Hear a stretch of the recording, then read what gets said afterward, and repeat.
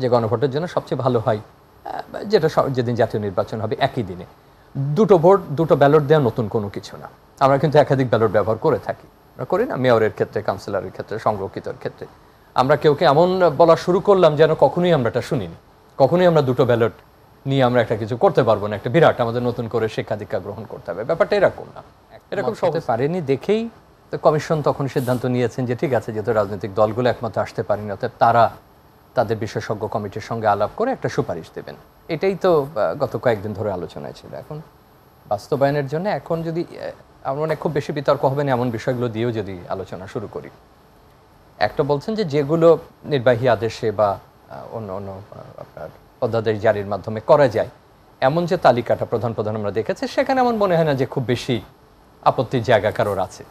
যেমন বিচারিক সুবিধাগুলোকে বিকেন্দ্রীকরণের কথা বলা হয়েছে, ভৌগোলিক অবস্থা বিন্যাসে চাহিদা নিরিখে, কিংবা ধরুন নতুন দুটো বিভাগের প্রসঙ্গ আসছে, আরও অনেকগুলো 5-7 যেটা বিষয় আছে। যে একটা জিনিস হয়তো আলোচনা দরকার পড়বে, যেমন ওপেন গভর্নমেন্টের অন্তর্ভুক্তি, এটা তো আরও একটু বোঝার বিষয় আছে। অন্যগুলো নিয়ে খুব বেশি হয়তো ঝামেলা নেই। যেটা সম্ভবত আলোচনার বড় জায়গা তৈরি করছে সেটা হলো গণভোট। আবার গণভোটের ক্ষেত্রে আমি ব্যক্তিগতভাবে গত বেশ অনেকদিন ধরে বলবার চেষ্টা করছিলাম যে এতগুলো প্রশ্ন দিয়ে এতগুলো কাগজ দিয়ে কখনো গণভোট হয় না। এটা অন্তত আমাদের যে অভিজ্ঞতাগুলো আছে, বাংলাদেশে তো আছেই, 70-এর দশকে, 80-র দশক, অর্থাৎ জিয়া রহমানের সময়, এরশাদ সাহেবের সময় এবং পরবর্তী শাহাবুদ্দিনের প্রথমে, তো তাতে দেখা যায় এটা খুব একটা সিঙ্গেল এজেন্ডাতেই সাধারণত হয়। কিন্তু তিনটার ক্ষেত্রেই দেখা গেছে জিয়া রহমানের সময় আগেই ঘোষণা তারা দিয়ে দেয়, অর্থাৎ তার যে বিভিন্ন কার্যাবলীর বিবরণ সেটা আগেই তারা জানিয়ে দিয়েছিলেন, জিয়া রহমান জানিয়ে দিয়েছিলেন। শুধু হ্যাঁ না, এরশাদ সাহেবের সময় বেশ বড় প্যারাগ্রাফ ছিল এবং শাহাবুদ্দিনের সময় খুব ছোট একটা, রাষ্ট্রপতিকে আমরা অনুমতি দিচ্ছি কিনা এই সংশোধনীকে ইয়েস বলার, অর্থাৎ রাষ্ট্রপতির শাসিত থেকে আপনার ইসে যাওয়ার ক্ষেত্রে সংসদীয় ব্যবস্থায়। এইবার প্রথমে যে আলোচনাগুলো হচ্ছিল রাজনীতির বাইরে গিয়ে আমরা বলবার চেষ্টা করেছি যে দেখেন, এটা 1 লাইন বা 1.5 লাইনের একটা প্রশ্ন থাকা উচিত, যেটা খুব সহজে সে হ্যাঁ বা না বলবে। এটা এক ধরনের হ্যাঁ বা না ভোটের মতো। এখন ওনারা যে প্রস্তাব করেছেন যে ধরুন এটা একটা ব্যালট পেপার, পেছনে সুপারিশমালাগুলো থাকবে, তো ওখানে তার প্রত্যেকটা আলাদা আলাদাভাবে কেউ টিক দেবেন না।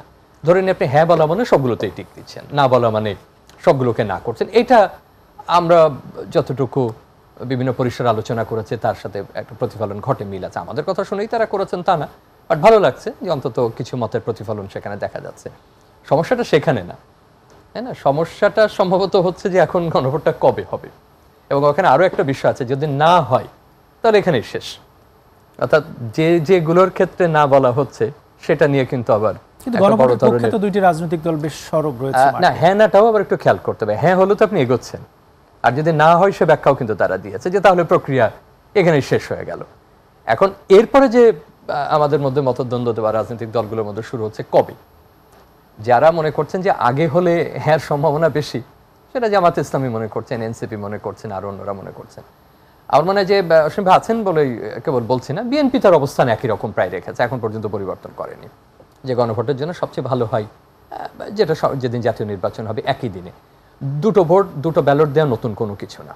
আমরা কিন্তু একাধিক ব্যালট ব্যবহার করে থাকি, আমরা করি না? মেয়রের ক্ষেত্রে, কাউন্সিলরের ক্ষেত্রে, সংরক্ষিতর ক্ষেত্রে আমরা কেউ এমন বলা শুরু করলাম যেন কখনোই আমরা এটা শুনিনি, কখনোই আমরা দুটো ব্যালট নিয়ে আমরা একটা কিছু করতে পারবো না, একটা বিরাট আমাদের নতুন করে শিক্ষা দীক্ষা গ্রহণ করতে হবে। ব্যাপারটা এরকম না, এটা খুব সহজ কাজ, দুটো বাক্স দুটো জায়গায় দেব।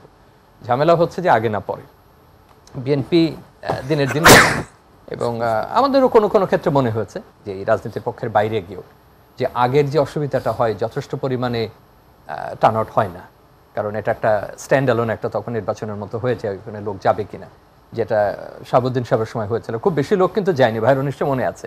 কিন্তু তখন যেহেতু সবাই একমত ছিল যে আমরা সংসদীয় পদ্ধতিতে যাবো, এটা নিয়ে আর কেউ খুব বেশি ঝামেলা। যে গণভোটের কথা বলা হচ্ছে, যে গণভোটের পিছনে কি শুধু এই গণভোটটা কি শুধু একটি গণভোট না, এর পেছনে কোনো সমীকরণ আছে? আমি এই কারণে অপেক্ষাকৃত কম বিতর্কিত বিষয়গুলো দিয়ে শুরু করছি, যে সেক্ষেত্রে সুবিধাগুলো বলে নিচ্ছি। যে আমি জানি না বিএনপি কি চিন্তা করে এটা বলেছে যে একই দিনে হলে, আমরা যেটা ভেবেছি যে 2 দিন যাওয়া, ওই দিন লোকসমাগম নাও হতে পারে, যথেষ্ট পরিমাণ ভোটার নাও যেতে পারে, এমনকি এমন হতে পারে নার পক্ষেও তো ভোট পড়তে পারে। আপনি তো সবাইকে দেশ থেকে তাড়িয়ে দেননি, বিভিন্ন ক্ষেত্রে কার্যকলাপ নিষিদ্ধ করা হয়েছে, অনেক কিছু করা হয়েছে, আপনি তো আর সমর্থক মানুষকে তাড়িয়ে দেননি। তো ধরুন এই প্রক্রিয়ার সাথে একেবারেই একমত পোষণ করেন না, হ্যাঁ সাথেও পোষণ করে না, নার সাথেও পোষণ করে না, এমন বিরাট একটা সংখ্যক গোষ্ঠী যদি আপনাকে না ভোট দেয়, আপনি কি করবেন? হতে পারে, কিন্তু যখন জাতীয় নির্বাচনের ক্ষেত্রে একটা বড় সম্ভাবনা থাকে যে যারা তার প্রতীকে ভোট দিতে যাবেন, অনুসারী যারা ভোট দিতে যাবেন, প্রথমবার অনেকে ভোট দিচ্ছেন, গত 2-3 বার অনেকে ভোট দিতে পারেনি, সেই সাথে একই দিনই গণভোটের ম্যান্ডেটটাও দেবেন, যেটা হবে কি হবে না। এই তো বিষয়টা।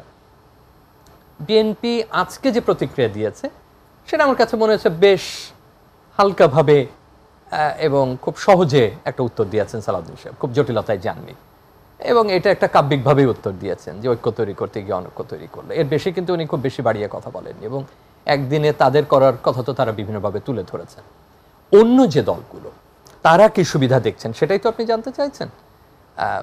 জামাতের জন্য সম্ভবত এটা একটা বড় টেস্ট কেস, কারণ যে সংস্কারগুলোর কথা বলা হচ্ছে সে সংস্কারে তো নোট অফ ডিসেন্ট তারা আছেন, এক একজনের এক এক মত আছে, সেইটা যত বড় চাপ বিএনপির উপরে তৈরি করবে এই সংস্কারের ক্ষেত্রে। বিএনপি স্বাক্ষর করলেও, ধরুন বিএনপি স্বাক্ষর করেছে এই সংবিধান এর সংস্কারের জন্য যে আদেশ জারি হবে, প্রজ্ঞাপন জারি হবে, ধরে নিলাম বিএনপি তার সবটা মেনেও নিল, তারপরও বিএনপির মতো বড় দলের পক্ষে, পুরনো দলের পক্ষে এই কাজটা কিন্তু এতটা সহজ না, মানে যতটা এখন সহজ মনে হচ্ছে। মানে এগ্রি করলে সেটা তো হয়তো তারা প্রতিশ্রুতি রাখবেন, তারপরেও খুব সহজ না কাজটা। কিন্তু জামাতের জন্য এটা একেবারে ফ্রেশ নিউ স্টার্ট, মানে সে যে সংবিধান পেতে চাইছে বা যে সংস্কারগুলো করতে চাইছে সেটা তো 50-55 বছরে কখনো সম্ভব হয়নি। আমরা এর আগে সংশোধনী করেছি, সেই সংশোধনটা এই ধরনের না, সেখানে রাজনৈতিক উদ্দেশ্য ছিল, অনেক কিছু ছিল, কোনোটা টিকেছে কোনোটা টেকেনি, এখন অনেকগুলো বাতিল হওয়ার কারণে আবার অনেকগুলো বাতিল হয়েছে, অনেকগুলো পুনরুজ্জীবিত হয়েছে। কিন্তু এমন তো না যে কেউ একেবারে ওই সংবিধানটাকে প্রতিস্থাপন করবার কথা বলেছেন বা এখন যে পর্যায়ে সংস্কারের কথা বলেছেন এই পর্যায়ে সংস্কারের দাবি তুলেছেন। তো স্বাভাবিকভাবে জামাত তো চাইবে এটাকে দেখতে, এবং জামাতের মতো যদি আরো অন্য কেউ থাকেন যে যারা হয়তো দেখে একটা সিদ্ধান্ত নেবেন, জামাত এমন বলছে না যে আমি পরবর্তী নির্বাচনের ব্যাপারে সেটাকে যুক্ত করছে না, কিন্তু একটা পরিস্থিতি তো তৈরি হলেও হতে পারে যে আপনাকে দেখুন পরিস্থিতিটা কি হয়, হ্যাঁ কতটুকু পড়লো, না কতটুকু পড়লো, যা যুক্ত হলো কিনা, এবং তারপরে একটা সিদ্ধান্তে যাওয়া। এনসিপির ক্ষেত্রে দেখেন, এতদিন সে স্বাক্ষর করেনি, সে বরাবরই বলছে তার সুরক্ষা প্রয়োজন, সে একটা বৈধতা চায়, আইনগত বৈধতা চায়, তার বাস্তব কারণও আছে, সে আন্দোলন করেছে, তার একটা অস্বস্তি তো থাকতেই পারে, তার সুরক্ষা তো সে চাইতেই পারে, এবং সে এখন খুব উৎসাহের সঙ্গে এটাতে স্বাক্ষর করবার ব্যাপারে তার আগ্রহ প্রকাশ করছে। আপনি যদি এই তিন পক্ষকে এখন এক জায়গায় করেন, কিছুদিন আগেও বলছিল যে বিএনপি দোষ দেয় জামাতের বক্তব্য বেশি প্রতিফলিত হচ্ছে, জামাত দোষ দিচ্ছিল বিএনপির বক্তব্য বেশি প্রতিফলিত হচ্ছে, এখন এনসিপি যেহেতু স্বাক্ষর করতে উৎসাহ দেখাচ্ছে, তাহলে কি আমরা বলবো যে এই পুরোটাই এনসিপির বক্তব্যের একটা প্রতিফলন? আসেন এই তিনটা নিয়ে কি কি হতে পারে। বিএনপির পক্ষে সহজ বাংলা বলে মাঠ গরম করবার কোনো কারণ নেই, সে মাঠে নেমে শুধু শুধু তার শক্তি ক্ষয় করবে না, দরকারটা কি, সে তো তার বক্তব্যে অনড় আছেই, যতক্ষণ পর্যন্ত না নভেম্বরের ব্যাপারে বড় কোনো জনমত তৈরি হয় বা বড় কোনো রাজনৈতিক চাপ আসে, বাকিরা এখন কি করবে সেটা একটা দেখবার বিষয়।